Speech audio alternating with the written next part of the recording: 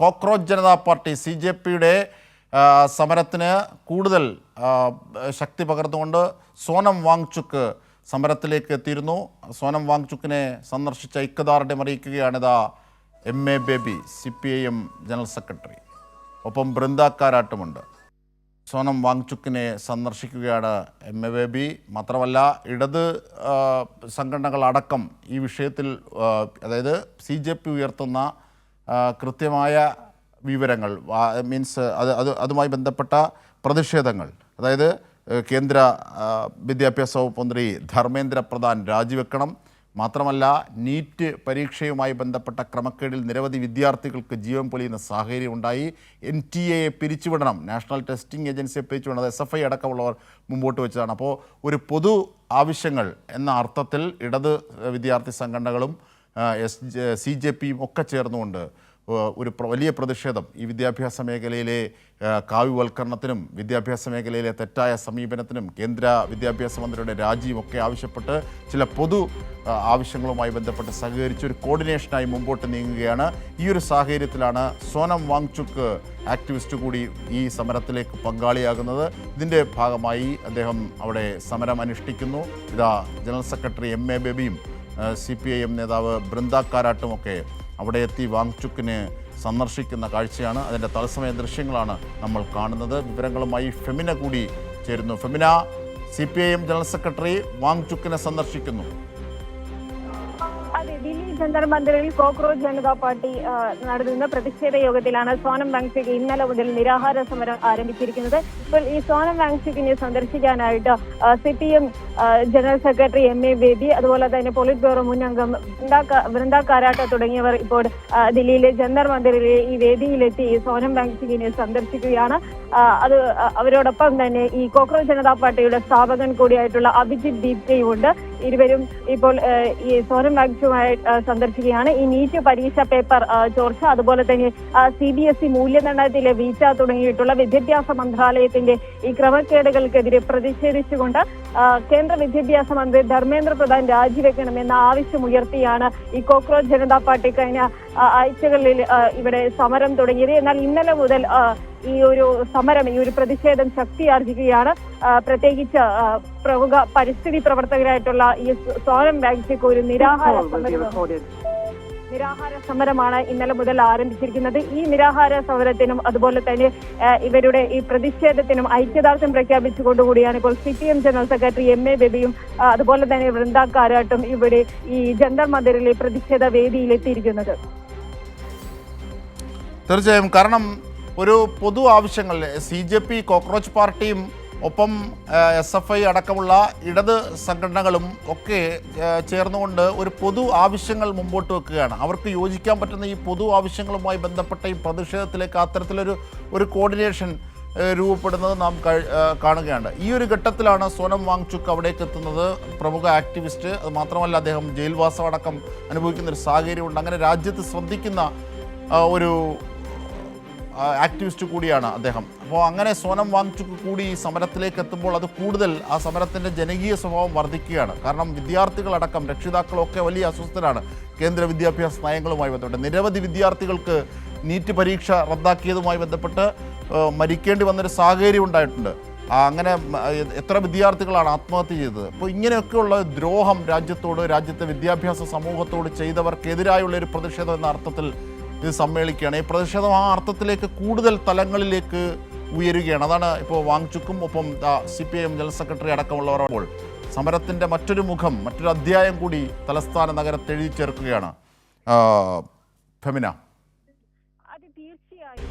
യോജിക്കാൻ കഴിയുന്ന വിഷയങ്ങളിൽ, അതായത് ഇത്തരത്തിൽ രാജ്യത്തെ വിദ്യാർത്ഥികൾ 22 ലക്ഷത്തോളം വിദ്യാർത്ഥികളാണ് നീറ്റ് പരീക്ഷ എഴുതിയത്. ഈ പരീക്ഷ റദ്ദാക്കിയതിനെ തുടർന്ന് 22 വിദ്യാർത്ഥികളാണ് ആത്മഹത്യ ചെയ്തത്. അത്തരത്തിൽ രാജ്യത്തെ യുവാക്കളെ ബാധിക്കുന്ന, വിദ്യാർത്ഥികളെ ബാധിക്കുന്ന ഒരു വിഷയത്തിന്റെ കോസ് ഏറ്റെടുത്തുകൊണ്ടാണ് ഈ cockroach Janata party cockroach Janata party ഇത്തരത്തിൽ വലിയൊരു പ്രതിഷേധം ദില്ലിയിലെ ജന്തർ മന്ദിറിൽ നടത്തിയത്. പല സംസ്ഥാനങ്ങളിൽ അവർ പ്രതിഷേധം സംഘടിപ്പിച്ചിരുന്നു. പിന്നീട് വീണ്ടും വീണ്ടും ദില്ലിയിൽ ഈ ഒരു പ്രതിഷേധം ആരംഭിക്കുമ്പോൾ അത് തീർച്ചയായും ഇത്തരം വലിയ ഒരു ക്രമക്കേട് വിദ്യാർത്ഥികളുടെ ജീവിതത്തെ തന്നെ പ്രതിസന്ധിയിലാക്കിക്കൊണ്ട് ഇത്തരത്തിൽ വലിയൊരു ക്രമക്കേട് നടക്കുമ്പോൾ പോലും അതിന്റെ ഉത്തരവാദിത്തം ഏറ്റെടുക്കാനോ അതിലൊരു വിശദീകരണം നൽകിക്കൊണ്ട് രാജിവെക്കാനോ ഒരു അക്കൗണ്ടബിലിറ്റി നൽകാനോ കേന്ദ്ര സർക്കാർ തയ്യാറാകുന്നില്ല. ഇതിൽ വലിയ തരത്തിലുള്ള പ്രതിഷേധം രേഖപ്പെടുത്തിക്കൊണ്ടാണ് ഈ കോക്രോച്ച് ജനതാ പാർട്ടി ഇവിടെ പ്രതിഷേധം നടത്തിയത്. അതിൽ നേരത്തെ തന്നെ ഇടത് വിദ്യാർത്ഥി സംഘടനകൾ ഈ പ്രതിഷേധത്തിന് ഐക്യദാർഢ്യം നൽകുകയുണ്ടായി. കാരണം വിദ്യാർത്ഥികളെ ബാധിക്കുന്ന പ്രശ്നമാണ്. 22 വിദ്യാർത്ഥികളാണ് ആത്മഹത്യ ചെയ്തത്.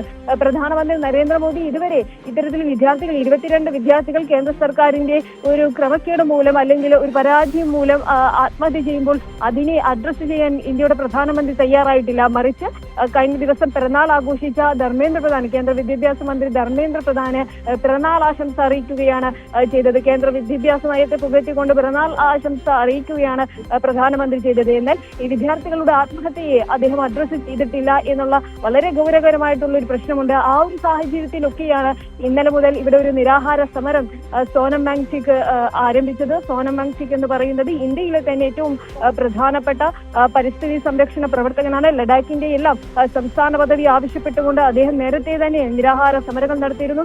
അതിനെ തുടർന്ന് അദ്ദേഹത്തിന് ജയിൽവാസം അനുഭവിക്കേണ്ടി വന്നു. അങ്ങനെ രാജ്യത്തെ വളരെ പ്രധാനപ്പെട്ട വ്യക്തിത്വങ്ങളിൽ ഒന്നായിട്ടുള്ള സോനം വാങ്ചുക് ഇവിടെ നിരാഹാര സമരം ഇരിക്കുമ്പോൾ ഇടതുപക്ഷവും അതിനോട് ഐക്യദാർഢ്യം പ്രഖ്യാപിച്ചുകൊണ്ട് ഇവിടെ എത്തുകയാണ്. CPM general secretary MA baby ഇപ്പോൾ അദ്ദേഹത്തോട് ഈ കാര്യങ്ങൾ, ഈ ഒരു നിരാഹാര സമരത്തിന്റെ അതുപോലെ തന്നെ ഈ ഒരു പ്രതിഷേധത്തിന്റെ കാര്യങ്ങൾ അവരോട് ചോദിച്ചറിയുകയാണ്. അഭിജിത് ദീപ്കയും സോനം വാങ്ചുക്കിനോടൊപ്പം ഇപ്പോൾ ഡൽഹിയിലെ ഈ ജന്തർ മന്ദിറിലെ വേദിയിലുണ്ട്. അതുപോലെ തന്നെ SFI വിദ്യാർത്ഥി നേതാക്കളായിട്ടുള്ള ഐഷി ഘോഷ് തുടങ്ങിയവരെല്ലാം ഈ ഒരു വേദിയിൽ, ഡൽഹി ജന്തർ മന്ദിറിലെ വേദിയിലുണ്ട്. ഇവരെല്ലാം ഈ ഒരു വിഷയത്തിൽ പ്രത്യേകിച്ച് കേന്ദ്ര സർക്കാരിലെ ഈ വിദ്യാഭ്യാസ നയങ്ങൾ, അതുപോലെ തന്നെ പരീക്ഷാ നടത്തിപ്പിലെ ആവർത്തിച്ചുള്ള ക്രമക്കേടുകൾ, ഇതിലെല്ലാം പ്രതിഷേധിച്ചുകൊണ്ട് ഇവിടെ നടത്തുന്ന ഈ ഒരു സമരത്തിന്, ഈ ഒരു പ്രതിഷേധത്തിന് ഐക്യദാർഢ്യം നൽകുകയാണ്. തീർച്ചയായും. മാത്രമല്ല, ഈ സമരത്തിൻ്റെ കൂടുതൽ ജനകീയ ഭാവങ്ങൾ നമ്മൾ കഴിഞ്ഞ ദിവസങ്ങളിലൊക്കെ കണ്ടതാണ്. കാരണം കൂടുതൽ വിദ്യാർത്ഥി സംഘടനകൾ യോജിക്കുന്നു, കൂടുതൽ രക്ഷകർത്താക്കൾ, യുവാക്കൾ, വിദ്യാർത്ഥികളൊക്കെ അവിടേക്ക് എത്തിപ്പെടുകയും ഈ സമരത്തെ കൂടുതൽ പ്രബുദ്ധവും പുഷ്ടിപ്പെടുത്തുന്നതുമായ കാഴ്ചകൾ നമ്മൾ കണ്ടതാണ്. ഇപ്പോൾ ഈ സോനം വാങ്ചുക്കിൻ്റെ കൂടി നിരാഹാരം അവിടേക്ക് എത്തുമ്പോൾ ഒരുപക്ഷെ ആ സമരം ആ അർത്ഥത്തിൽ വികസിക്കുകയാണ്. എങ്ങനെയാണ് അതിന് പിന്തുണ വർദ്ധിക്കുന്ന ഒരു കാഴ്ച ഫെമിന? അത് തീർച്ചയായും ഡൽഹിയിലെ ജന്തർ മന്ദിറിൽ വിദ്യാർത്ഥികളും അതുപോലെ തന്നെ സമൂഹത്തിന്റെ വിവിധ മേഖലയിലുള്ള ആളുകളും എല്ലാം ഈ ഒരു പ്രതിഷേധത്തിന് പിന്തുണ നൽകിക്കൊണ്ട് എത്തുകയാണ്. നമുക്കറിയാം, ഡൽഹിയിൽ കനത്ത ചൂടാണ്. 40 ഡിഗ്രി സെൽഷ്യസിലധികമാണ് ഡൽഹിയിൽ ഇപ്പോൾ രാവിലെയൊക്കെ അനുഭവപ്പെടുന്ന ചൂട് എന്ന് പറയുന്നത്. എന്നാൽ ഈ ചൂടിനെ എല്ലാം അവഗണിച്ചുകൊണ്ട് വിദ്യാർത്ഥികൾ, അതുപോലെ തന്നെ മറ്റ് സാമൂഹ്യ പ്രവർത്തകർ ഒക്കെ ഈ ഒരു സമരത്തിന്, ഈ ഒരു പ്രതിഷേധത്തിന് പിന്തുണയുമായിട്ട് ഈ ഡൽഹിയിലെ ജന്തർ മന്ദിറിലേക്ക് എത്തുകയാണ്. ഒരുപക്ഷെ ഇപ്പോൾ ഈ സോനം വാങ്ചുക് ഈ നിരാഹാര സമരം ഇന്നലെ ആരംഭിച്ചത് മുതൽ തന്നെ ഈ ഒരു പ്രതിഷേധത്തിന് ഐക്യദാർഢ്യം നൽകുന്നവരുടെ എണ്ണവും വർദ്ധിച്ചിട്ടുണ്ട്. വിവിധ വിദ്യാർത്ഥി സംഘടനകൾ കഴിഞ്ഞ കുറേ ദിവസങ്ങളിലായി ഇവിടെ ഈ ഒരു ജന്തർ മന്ദിറിലെ ഈ വേദിയിൽ അവരുടെ പ്രതിഷേധം തുടരുകയാണ്. അവർ വിദ്യാർത്ഥികൾ സംഘടിച്ചു വന്നുകൊണ്ട് ഈ ഒരു സമരത്തിന് ധർമ്മേന്ദ്ര പ്രധാൻ, കേന്ദ്ര വിദ്യാഭ്യാസ മന്ത്രി ധർമ്മേന്ദ്ര പ്രധാൻ രാജിവെക്കുന്നത് വരെ തങ്ങൾ സമരം ചെയ്യുമെന്ന് ഈ കനത്ത ചൂടിൽ വിദ്യാർത്ഥികൾ പറയുകയാണ്. നിരവധി SFIയുടെയും അതുപോലെ തന്നെ ICയുടെയും എല്ലാം ഇടതുപക്ഷ വിദ്യാർത്ഥി സംഘടനകളും എല്ലാം ഈ ഒരു സമരത്തിന് ഐക്യദാർഢ്യം പ്രഖ്യാപിച്ച് ഇവിടെയുണ്ട്.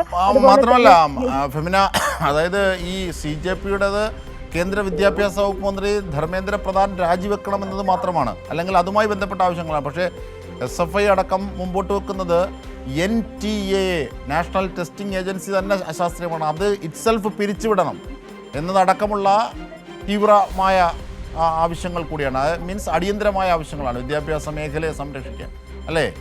അത്തരം സമ്മേളനം കൂടി ഇവിടെയുണ്ട്. അത് തീർച്ചയായും കേവലം വിദ്യാഭ്യാസ മന്ത്രി ധർമ്മേന്ദ്ര പ്രധാൻ രാജിവെക്കണം. അത് മാത്രമല്ല, ഈ നാഷണൽ ടെസ്റ്റിംഗ് ഏജൻസി, SFIയൊക്കെ നാഷണൽ ടെസ്റ്റിംഗ് ഏജൻസിയെ വിശേഷിപ്പിക്കുന്നത് നാഷണൽ ടോർച്ചറിംഗ് ഏജൻസിയാണ് എന്നാണ്. അത്തരത്തിൽ ഈ നീറ്റ് പരീക്ഷ ക്രമക്കേട്, അതുപോലെ തന്നെ NTA നടത്തുന്ന നെറ്റ്